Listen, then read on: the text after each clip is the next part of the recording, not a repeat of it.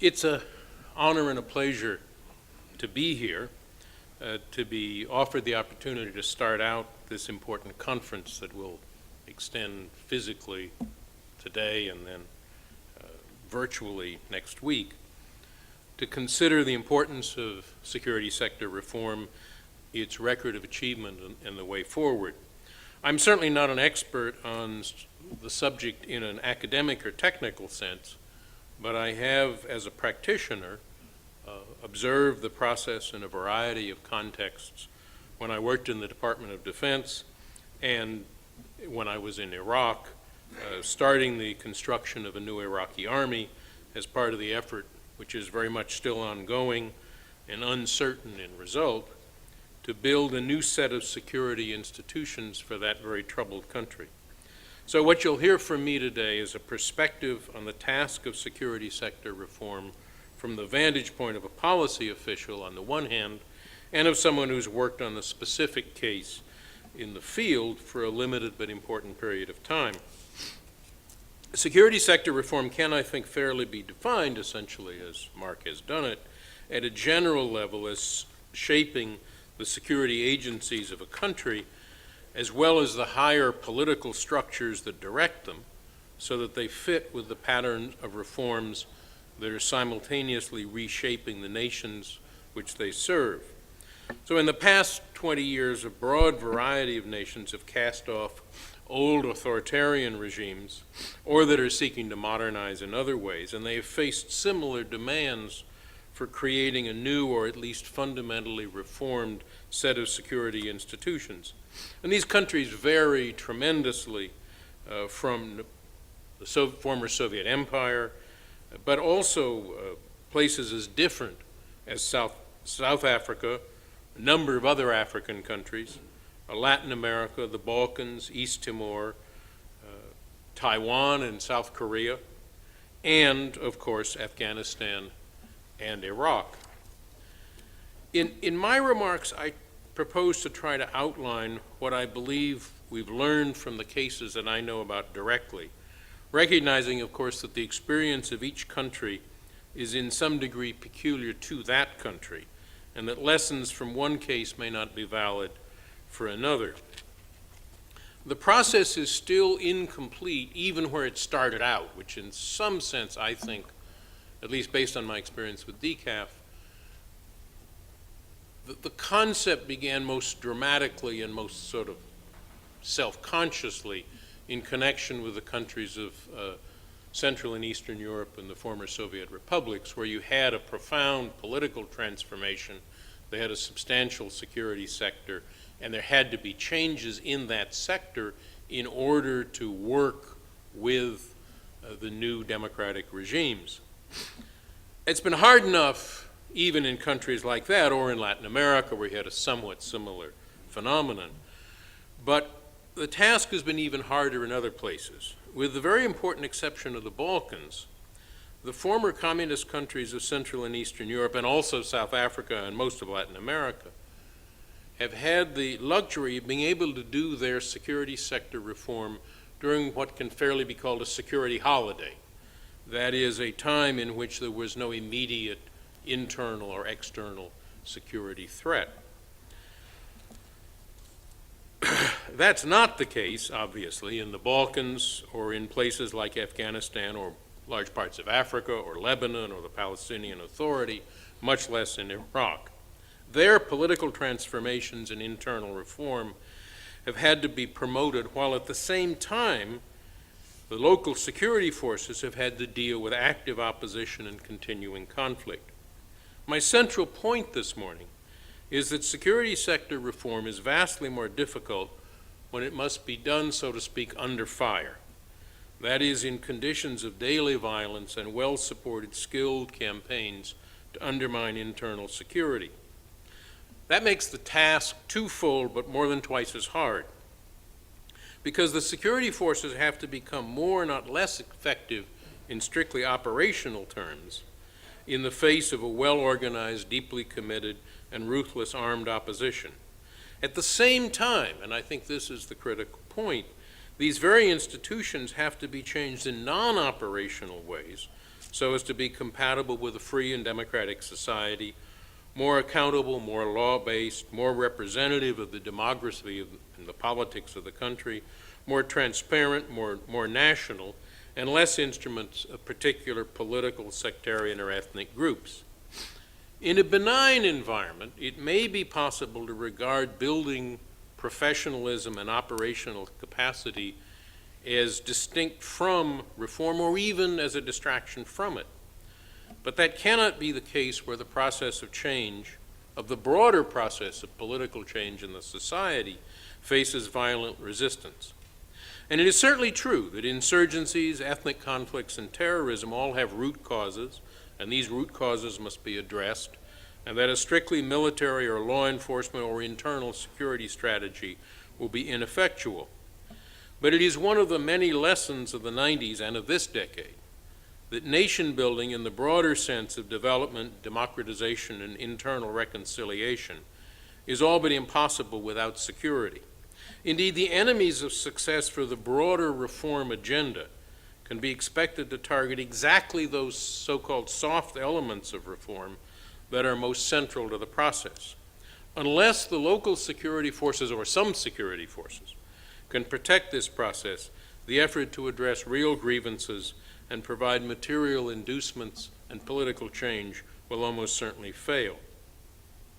And this is true, I think, even in countries like Iraq and Afghanistan, and indeed lots of other places where there are UN peacekeeping and forces and so on, where the initial burden of maintaining order is assumed to a large extent by outside forces. It's still true that local capacity has to be created, partly for the obvious reasons that Mark Sedra has identified, that the outsiders need some prospect of eventually being able to go home. But I think it's in a much more fundamental sense. That is, that until the local security authorities can deal with the security problem, you will not have succeeded in making the transformation that is necessary. And indeed, one of the critical parameters of the success of the broader internal process is confidence that the government and the security forces can in fact produce security. Because until the state, reformed or otherwise, can provide a reasonable degree of security, its claims to a monopoly of armed force will ring hollow, not just to the civilian populations, but to local militias, to private security companies, and indeed to the security institutions themselves. This is all complicated by the fact that in virtually every case, the pre-reform security institutions will almost by definition have been at best deeply compromised and at worst pillars of the old regime or agents of one of the factions. So the new security forces have to be fundamentally different from their predecessors. And quite apart from all the other reasons to accomplish SSR in a state in transition, building security capability even at the operational level will require fundamental reform and rebuilding, changing leadership, training, control, and oversight, and indeed basic institutional culture. In short, in the context like that which existed and still does exist to a large extent in Iraq, the new security institutions must be both increasingly effective and increasingly democratic, pluralistic, and law-abiding, which is not an easy combination. As you've heard, I was for a time in 2003 involved in trying to start this process in Iraq, and I've been a reasonably close observer of the process there and to a lesser extent elsewhere since I left. I certainly don't maintain that Iraq's lessons are necessarily universal, and still less that U.S. or Iraqi practice has been in any sense a model. Indeed, some of its elements have been the opposite. Still less is it my purpose here to argue either the justice of the war or the wisdom of the occupation, beyond observing that however things seemed at the time, and however much it is an unequivocally good thing that Saddam no longer rules in Baghdad, it's hard to believe that the United States would or should have mounted the operation if we had known at the time either the true facts about the state of Saddam's weapons of mass destruction programs or the costs to the United States, to Iraq, and to other countries that would follow the invasion. But that said, let me offer a few observations about the lessons that I draw from Iraq, from the Iraq experience. First, the process cannot be limited to the security sector alone. My experience and most discussions of security sector reform focus on how to create an effective and responsible local force, including military, police, intelligence components, judiciary, and so on.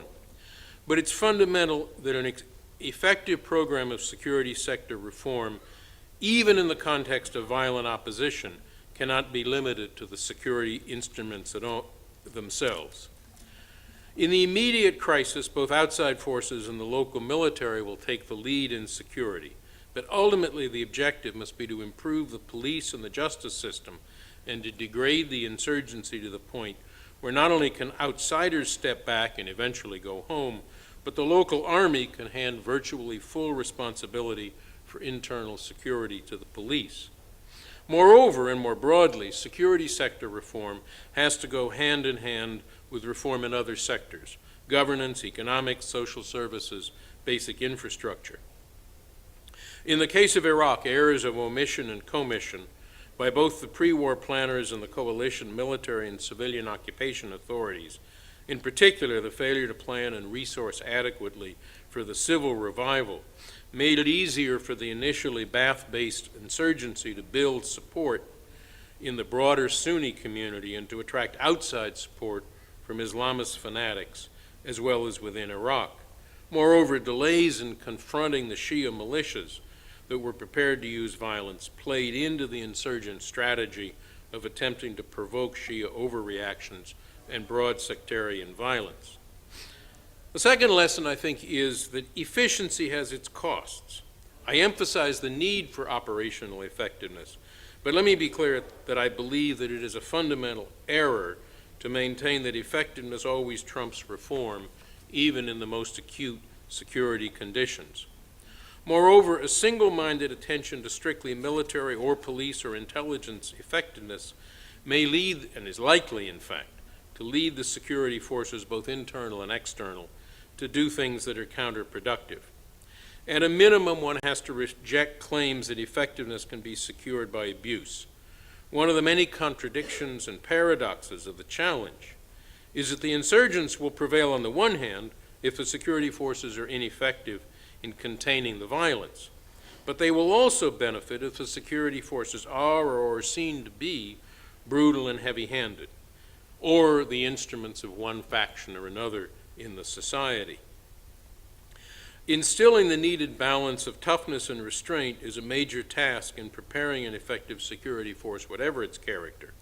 And not only is it necessary to avoid turning the effort into a recruiting drive for its enemies, but an effective counterinsurgency campaign must be fought, at least by any reasonably decent government, with some sense that the likely best outcome is not absolute victory, but an eventual compromise that will bring at least some elements of the opposition into the political system the government is trying to defend. That means that encouraging defections, being open to political compromise, decent treatment of detainees, restraint in operations, and building positive relations with populations prone to cooperating with the insurgency have to be high priorities, even in strictly security terms. Third, as a part of the process, constitutional civilian control and respect for the law must be established. Success requires that the security services that will serve the governmental order not only be strong enough to manage the nation's security, they must also be reasonably representative and reasonably responsive to the nation's new legal and constitutional order and respectful of the rights of its people. A critical part of SSR under fire is, therefore, establishing the constitutional and legal framework for setting and implementing national security policy and for commanding and overseeing the security forces. It will also be the case that establishing a government that is seen to be legitimate and representative will be crucial to building public support for the fight against those using violence to obstruct the reform process. And it will be important for maintaining the loyalty and the discipline of the security forces. The occupation authorities and the Iraqi government that has succeeded them were properly very conscious of the reality that Iraq was in the 1930s the birthplace of the modern Arab military coup. The very fact that security institutions are engaged in serious operations means that there is a danger that if they are effective in carrying out their critical mission, they will become a power unto themselves, even a threat to the government itself and the constitutional order. This danger can be particularly serious if the security forces are seen by the citizens, by foreign sponsors and mentors, and indeed by themselves, as the most efficient and powerful part of a generally weak institutional system. Interestingly, today in Iraq, the army and the police, for all their manifold failings, are, at least according to polling data, among the most respected of national institutions. Conversely, the civilian parts of the system, conscious of just this danger and of the potential political leverage to be gained from control of security organs of the state, may seek to make those institutions the instruments of personal or political power. Accordingly, structuring a program for building local security forces needs to be linked to the broader process of political development, including planning to create mechanisms for effective civilian management, oversight, and policy direction. The political authorities must have clear jurisdiction over budgets, personnel, policy, and while recognizing the legitimate claims of professional expertise, ultimate control over operations. Another lesson is that clarity of missions and allocation of responsibilities and command relationships are very important. An important element is defining the missions of the various security forces and so long as outside forces are present, their relationship to the outside forces. Of course, ultimately, internal security should be a police, not a military mission. In an effort to emphasize, this is one of the mistakes we made in Iraq, in an effort to emphasize that the army would serve the nation and not be a force as it had been under Saddam and indeed before, political control by any faction, namely the Sunnis, there was in the early stages in Iraq insufficient recognition that for many years at least, the Army's mission would be primarily one of internal security and not external defense. This affected both the initial focus of the training and the expectations of the soldiers and their officers. Moreover, it led to misunderstandings between Iraqi officers and soldiers and the coalition military authorities about the degree and manner in which the Iraqi army would be engaged in fighting Iraqi insurgents. But more broadly, conflicting and uncertain relationships among security institutions are endemic in the security field, even in highly stable societies. The United States is in the midst of a classic Tong war over who will have control over cyber operations right now. And in the chaotic context of an ongoing insurgency, these differences about responsibilities, roles, and missions, if you will, are even more common and even more dangerous. Moreover, whereas will often be the case, foreign forces who are likely to have their own conflicting internal doctrines and overlaps of authority, when they're involved, the problems will be all the greater. One of the most fundamental lessons, I think, of this whole process is that quality in the forces count, and quality takes time and costs money. In the immediate context of daily murderous attacks, there are understandable pressures for quick results, and some short-term measures, like relying initially on an inadequately trained former institutions, may be necessary, and it will certainly be tempting. Even more, there will be pressures from the sponsors for quick results at the cost of short-circuiting training and skimping on equipment. To be sure, there are some important security functions that can be done more or less adequately after very brief training and with minimal equipment and leadership structures. An example is providing sort of watchman-type guard services for fixed facilities. However, in the long run, it will be success in creating fully competent, self-sufficient, high-end institutions, especially in the police and the armed services, that will determine the outcome. The hard fact is that building such forces takes time and money and a gradual approach to committing them to action. But I think it's also true that it may actually be slower to try to do it fast because you have to keep doing it over and over again. The officer who was in charge, the American officer who was in charge of training, the actual operational training of the Iraqi army, liked to say that people always want things good, fast, and cheap. He said, I can almost always do one.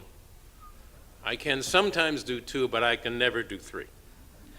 The new Iraqi army was therefore designed as a high-end force with training periods equivalent to those that would be required to create equivalent new units in Western armies, up to a couple of years for a new divisional level unit and a corresponding scale of equipment and facility support.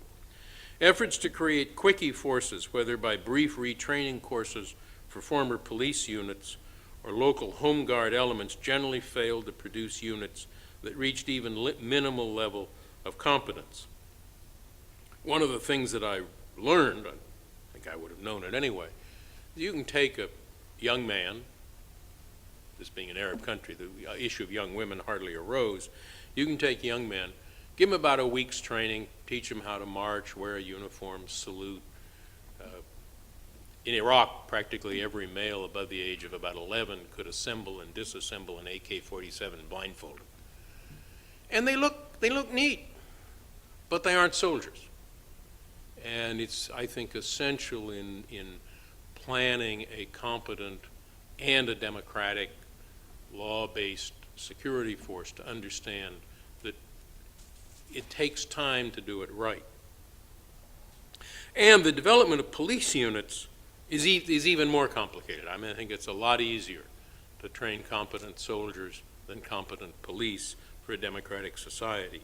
And in Iraq, the development of police units has, by virtually all accounts, lagged behind the military, in part due to a combination of excessive reliance on pre-war structures and efforts to make do with highly abbreviated training programs. And that raises the issue of what I call build or repair. In almost all situations, there will be pre-existing security forces, whether they're the established institutions of the old regime or the militias and irregular forces of the movement that's recently come to power, or the defeated forces of a regime that's been ousted, whether by foreign forces or internal change. Thus, there will normally be an issue of whether to try to reform and reorient the existing institutions or start afresh. And of course, the issue is the institutions, not the individuals. The individuals, if they're prepared to accept the new regime, should be fully eligible to participate. In Iraq, for all the urban myth about the so-called disbanding of the old army, there was no real question of co-opting an existing military force or of having to see to the disarmament, demobilization, and reconstruction that is a favorite acronym in this field. The old army had disintegrated in the face of the coalition advance and the implosion of Saddam's regime. It was neither practical nor would it have been sensible to attempt to put the shattered structure back together again, the old Sunni-dominated force. By the contrast, the police, such as they were, did more or less still exist. In the event, the occupation authorities started a program to recruit, train, and equip an essentially new army. Officers, non-commissioned officers, and enlisted personnel from the former Iraqi army and from partisan and sectarian militias have been eligible to join the new forces, but as individuals, not parts of pre-existing units.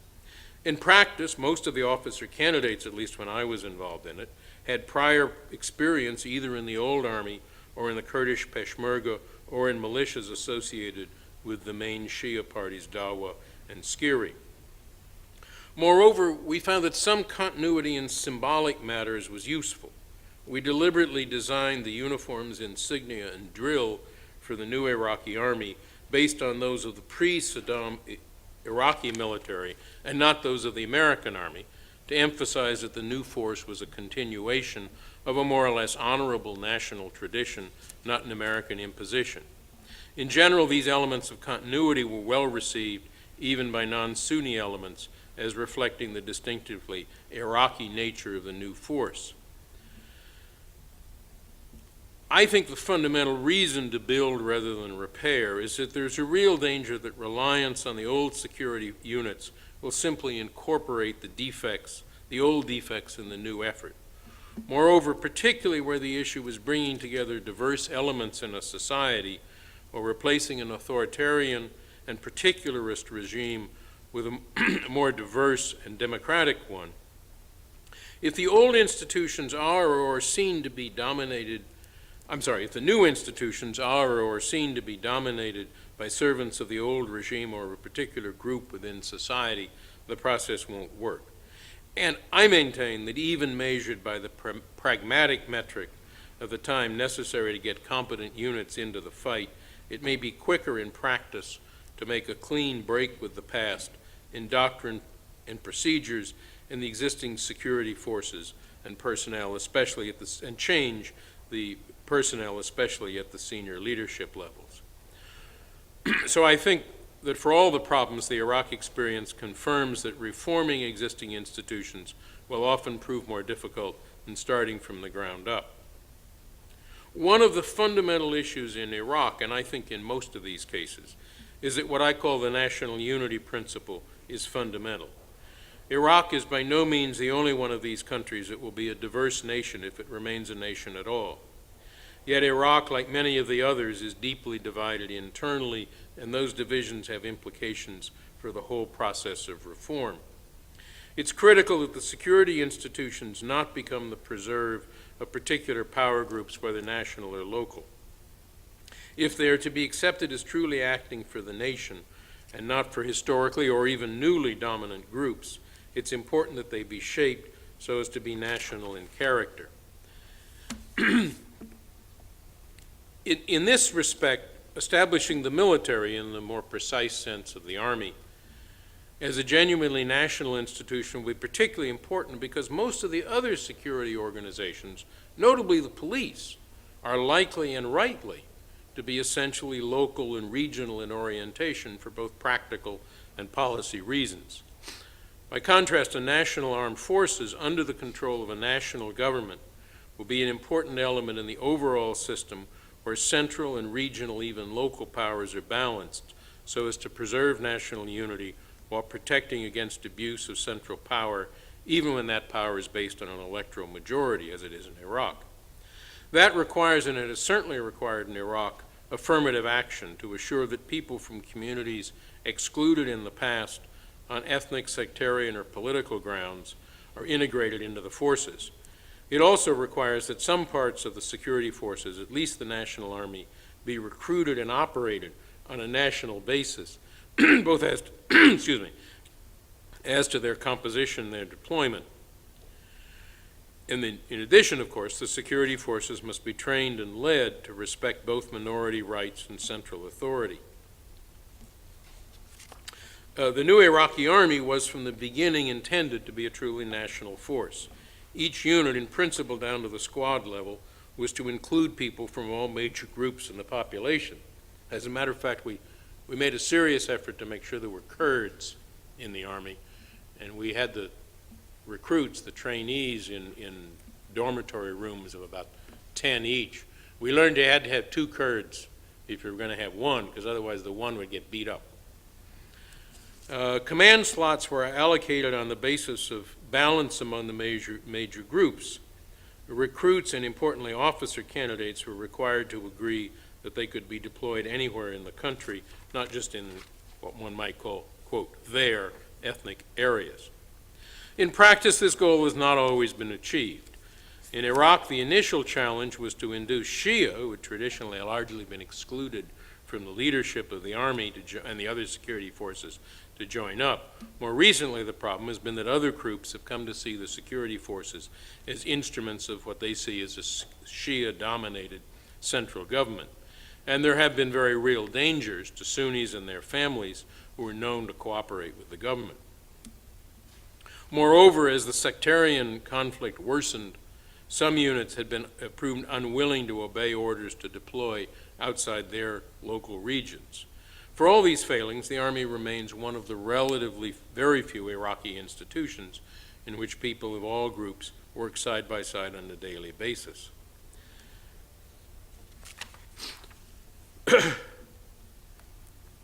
One of the most fundamental issues with security sector security sector reform under fire, is that the process will have real enemies, and these must be resolutely prevented from destroying the process. But the emphasis has to be on reconciliation and a second chance.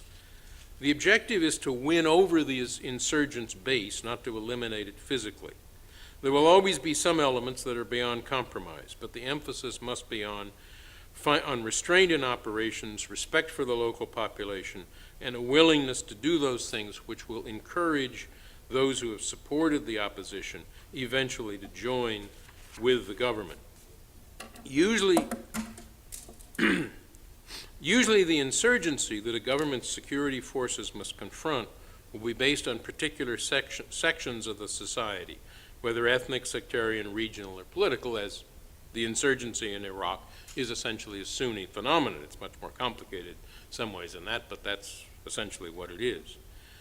Even ostensibly ideological motivations may in practice be based heavily on ethnicity or regional links, as was the case, for example, in Malaya, where the insurgency, although communist in ideology, was supported largely by ethnic Chinese.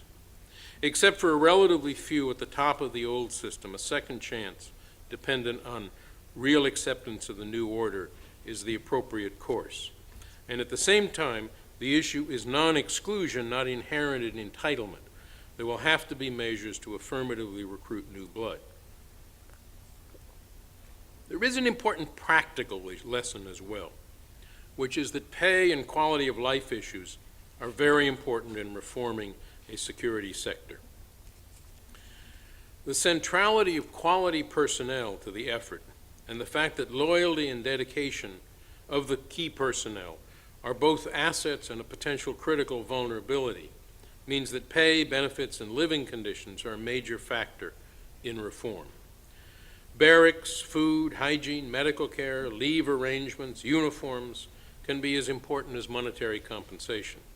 Pay rates must be set at levels that at least match other jobs in the public sector.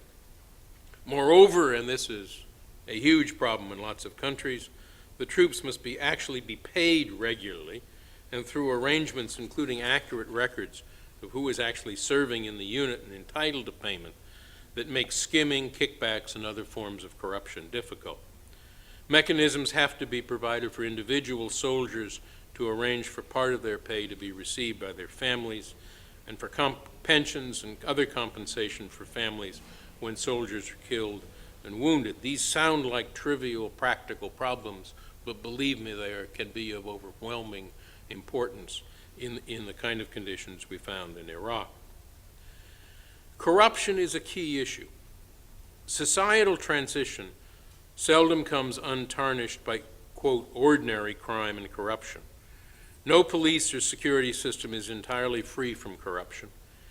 And in the turmoil of SSR under fire, there are lots of things that are more important than perfect financial rectitude. But the tempering of generations of despotism with endemic corruption will, in most of the countries in issue, have left a corrosive legacy.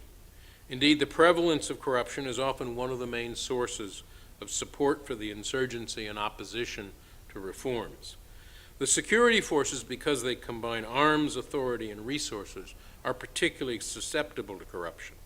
Principles of merit promotion, law-based decision, and rejection of the use of public office for personal gain are nowhere fully realized in practice, but attaining at least minimum standards of integrity and abstinence from political involvement are essential goals. Perhaps the most fundamental lesson is that leadership is critical.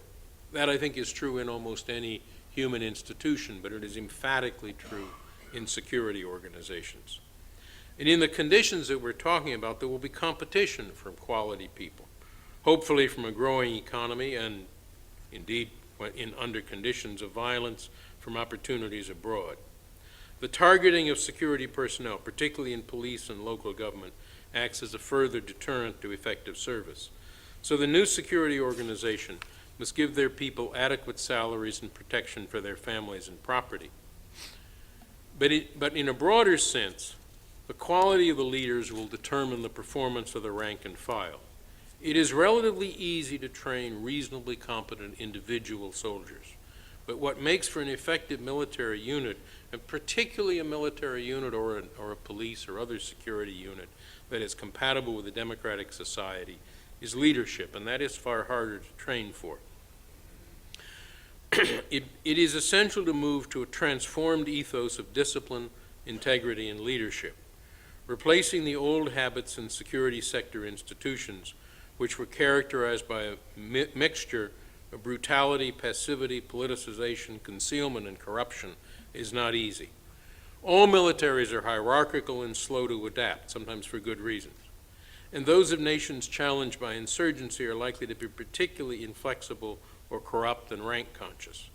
Overcoming those tendencies and ensuring that able young, or at least by rank junior, officers can reach senior positions rapidly are high priorities in attempting to create good forces. To some degree, it's possible to identify potential leaders in the recruiting process, or at least to avoid those candidates least likely to succeed. In Iraq, the Army training program put heavy emphasis on identifying individuals with leadership potential. Officer candidates competed for rank rather than being assured of their formal status or recruited on the basis that they would have a particular rank. But deeply ingrained habits die hard, and there were too many reports of officers selling promotions and pocketing pay, as well as refusing at the completion of training to accept commissions at lower ranks than they thought they were entitled to, particularly if they'd previously held higher ranks in the old Army or in militias. Pre-entry vetting is necessarily minimal. I'm not convinced we're very good at doing it, even in societies we understand perfectly, but it was virtually impossible in conditions in Iraq, if only because of lack of reliable records. Iraq has, I think, reconfirmed the familiar lesson that much of the real training and a very large part of the real leadership selection process happens after people have completed most of their formal training, as they gradually move from simpler to more complex and challenging missions.